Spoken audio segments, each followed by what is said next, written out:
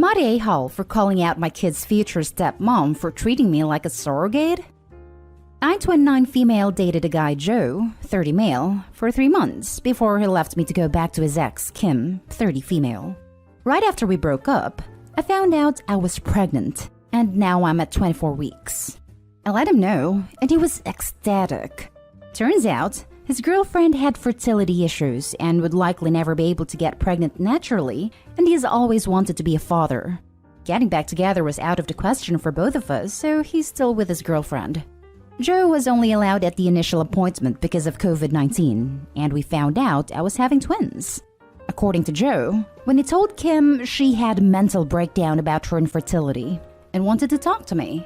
I met them at their house, and Kim stated that she wanted to be involved in my pregnancy because she would eventually be the children's stepmother. She started telling me that I needed to do a home birth, that I needed to formula feed so that they could have the babies half of the week, that she wanted one boy and one girl, and that she wanted the kid to call her mama since they would be calling me mommy. I shut her down and said I would make the best choices for my children and my body and left. Kim continued to be overbearing and texting me every day about my eating habits, exercise habits, and witching about how her job wouldn't let her take maternity leave. Then at the virtual genetics counseling appointment, she attended instead of Joe and took over the whole meeting trying to talk about her family history, which wasn't relevant. When it came time for my 20-week level 2 scan, they allowed me one guest, and Joe suggested I take Kim instead of him, which I refused to do. Joe did end up coming, and he found out the gender because I wanted to keep it a surprise for me so we could throw a gender reveal party. I put a pregnancy announcement on my social media, and then she put up an announcement saying they were expecting twins the non-traditional way and how blessed she was. I was irritated, but I kept my mouth shut. Then she threw a gender reveal party and posted it on social media. I wasn't even invited. She also announced that she's having a baby shower. I commented on her posts and told her to stop treating me like a surrogate, that kids weren't hers, and that Joe didn't have any claim or custody of the kids until they're born. I then called Joe and reiterated all of this and stated that I would not be seeing either of them until we went to family court, and that my mother would be my birthing partner. He and Kim and some of her friends and family are saying I'm an a-hole, and her mother even called and insisted I give her one of my babies like this is the parent trap? So am I the a-hole? Now for the top comments. Not the a-hole. OP, I'm not being dramatic in any way when I say this. Get a lawyer now. Keep records of everything. And whatever you do, do not allow yourself to be alone with Kim. Almost none of Kim's behavior is okay. It's in fact disturbing. Block phone numbers. File a police report for harassment if you have to. Keep yourself and your children safe. Edit. I was so disturbed by this post, I had to come back and add that assuming OP is from the US, she can go through her state bar association's lawyer's diary and find a lawyer that specializes in family law. Get a consultation and take no prisoners. Someone else here commented that you're being treated like an incubator, and that couldn't be any closer to the truth. Stay away from baby daddy as well. This is all very, very shady. And Kim's mother suggesting they split the twins between parents? WTHF. OP was right when she said she wasn't being treated as a mother, but a surrogate. I would go so far as to say the twins are seen as objects as well. OP needs to lawyer up and play hardball about custody. Kim's not going to get better here. She has people enabling her behavior. Not even a surrogate. Surrogates get paid, I believe. She's being treated as an incubator. Yay. Not the a-hole. What in the hell did I just read? Lawyer. Court. Document everything and distance the hell away from them. That woman is insane. You need to talk to a family lawyer about how to protect yourself against Joe and Kim trying to gain custody out from under you ASAP. And Kim needs to see a therapist because she really is treating you like a surrogate and it's incredibly creepy. Joe not telling her to stay in her lane is also a serious problem. Not the a-hole. Edit. I'm definitely getting a lawyer ASAP. Y'all have scared the crap out of me, but I'm happy you did. Now for the next story. Am I the a-hole? Family cut me off financially, wants me home this weekend, so I said they'll have to pay me. I'm a student. My parents set aside some money yonks ago, so when I went off to university, I could afford to go just about anywhere. This wasn't a tuition thing as we're in the UK, so I was always going through Student Finance England, SFE, for that. But some areas of the country are way more expensive than others due to the cost of living, as it gets higher around the best unis. I got into a uni with a very high cost of living. My parents were giving me the money meant for me in installments, just like SFE does. I got a part-time job to top it up. Then I got pregnant. I figured I could keep the baby, provided I didn't suddenly lose any income. My parents then decided to stop giving me the money they set aside for me, saying it was for my education only. I then went over my options again and realized I would have to go full-time to just make ends meet, which I did, but I had to make a lot of compromises to make it work. It's been like this for about a year. I gave birth late last August, making my daughter just over 7 months old.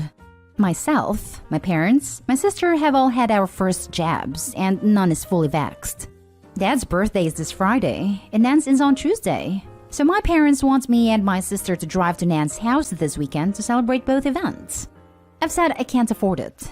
It's a 6-hour drive each way, so I'll miss at least 1, most likely 2, days of work. My parents asked me to rearrange what I could, pointing out that I should get money from SFE next month. It actually came a week ago, so I can afford to miss work for a couple days.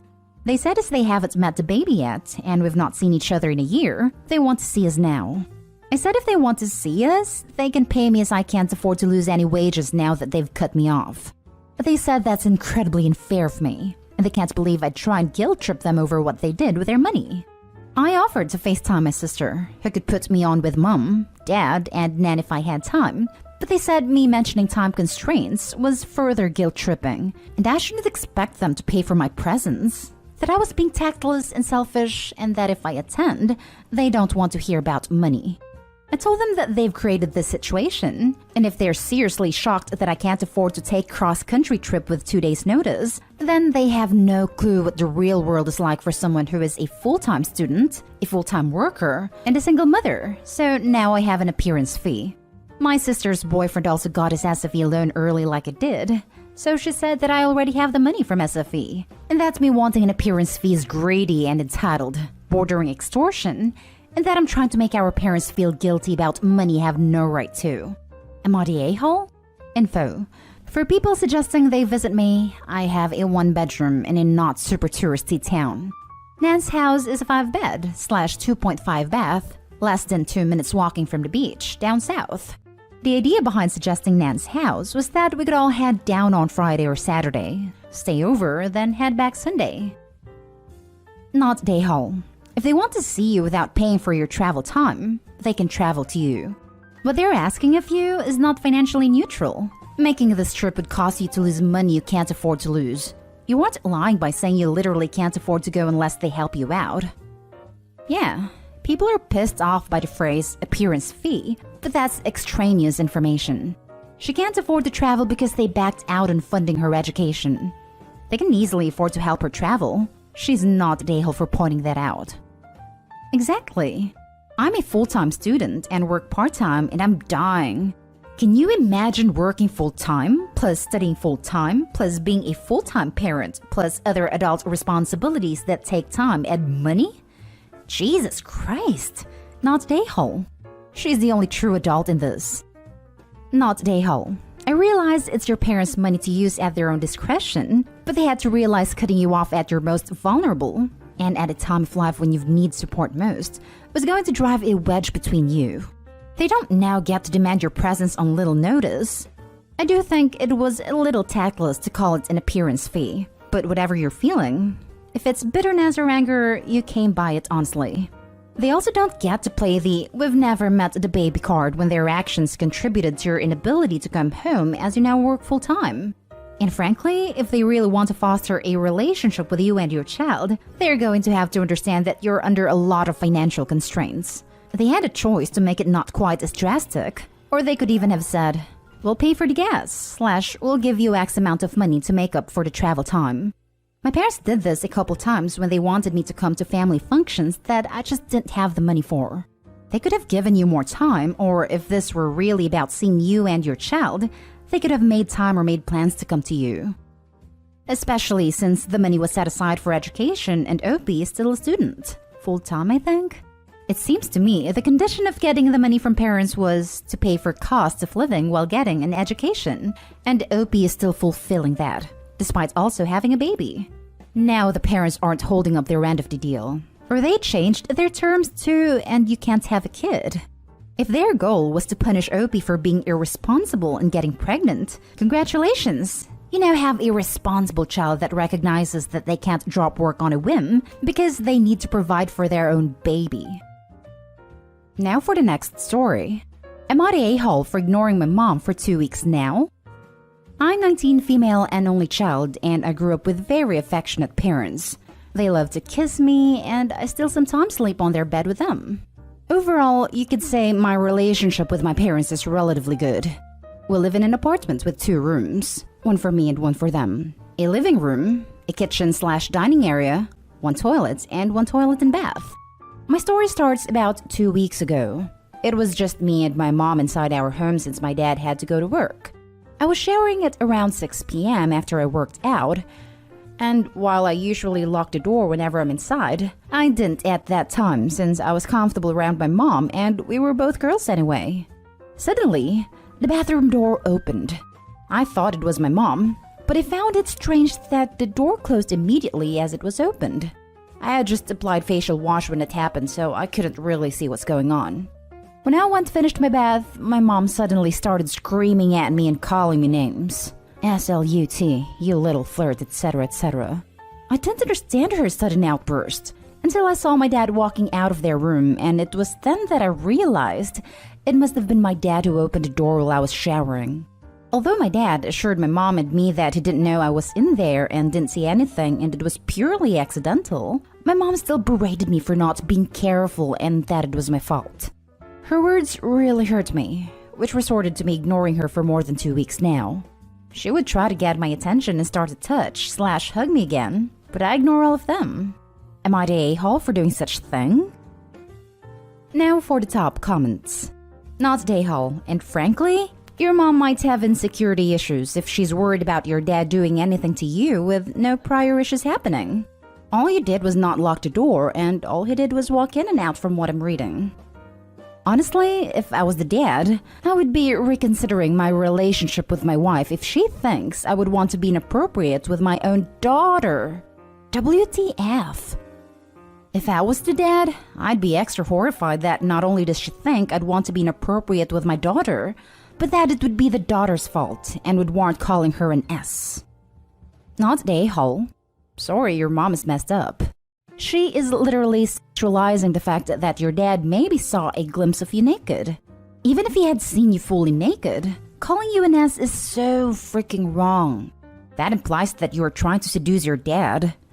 So for her to be upset about this, she would have to believe that you would get some kind of gratification from your dad seeing you naked, and possibly that your dad would get something out of it too.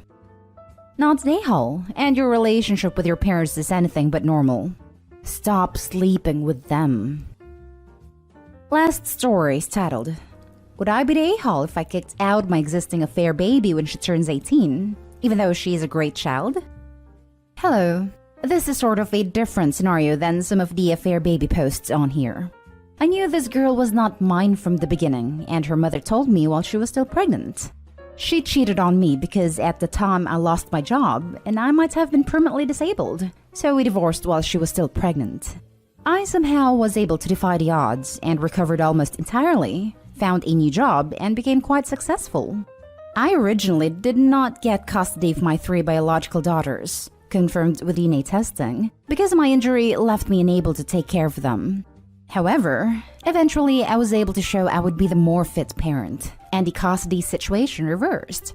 I got my 3 daughters, and they occasionally spent weekends with their stepdad and mom. This is where the problems began. Stepdad was racist, and my daughters are mixed. I'm black. After obtaining proof of this, their mom lost custody entirely, and even lost custody of their bio child for other reasons. Now, I love my daughters, and they were always sad when their little sister was left crying when they got to go to fun places with me and she did not. My daughters eventually encouraged me to take her along too.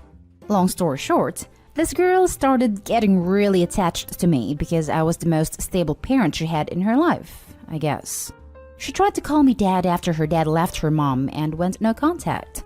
While I was able to shut that down, she has referred to me as uncle. Eventually, this girl moved into my house after repeatedly running away to come stay with us. That's a whole other story. But basically, my daughters pressured me all along because they didn't want their sister abandoned without them. Now she's 18 and about to graduate high school. She is, in all honesty, a great kid who never makes trouble for me. However, the sight of her still makes me incredibly sad. I feel like I have put on a face while around her, and I regret keeping the charade up this long because she even gets me Father's Day cards and stuff. I'm not racist, but the fact that I'm black and she is white makes it so obvious she's not mine that it hurts. Ultimately, I probably wouldn't kick her out, but she has expressed that she wants to live here for a few more years while going to a local college. She had a whole detailed plan that she showed me on her birthday, and it would ruin it if I kicked her out. Would I be the a-hole if I asked her to just leave after high school and once she had a job? You typed all that out and you don't even think you're the a-hole here? What the hell? What's happened to all those not your blood, not your problem people? Bunch of hypocrites. Or is it because he's black and is ready to move on from caring for a white half-sister of his actual kids? I'm pretty sure it's because baby mom and stepfather are neglectful and or abusive, not because he's black. If everything was okay at home, half-sister wouldn't have run away that many times. It's not even that. It's the fact that he's been in that role her whole life. Imagine having someone you view as a father dump you at 18. I had that crap happen to me, and it was traumatic. You would be the a-hole. I suggest you get therapy. If she's still a painful reminder after 18 years, you are chasing some very old demons. This is a hard one, because it's obviously painful for you. But yeah, you would be the a-hole. You've said this girl is a great kid. Her sisters love her, etc., etc. It sounds like she sees you as a father figure, so you've clearly done good things for her so far. It would cause her trauma, and probably even more daddy issues than she already may have regarding her bio if you kick her out. I don't know, maybe discuss with your bio daughters if they're old enough? I feel like there may be some resentment from them towards you if you do this. At the end of the day, she had nothing to do with her mother's affair. So if she's a good kid, please don't punish her for something she had no control over, and continue to be the father figure she has grown to love.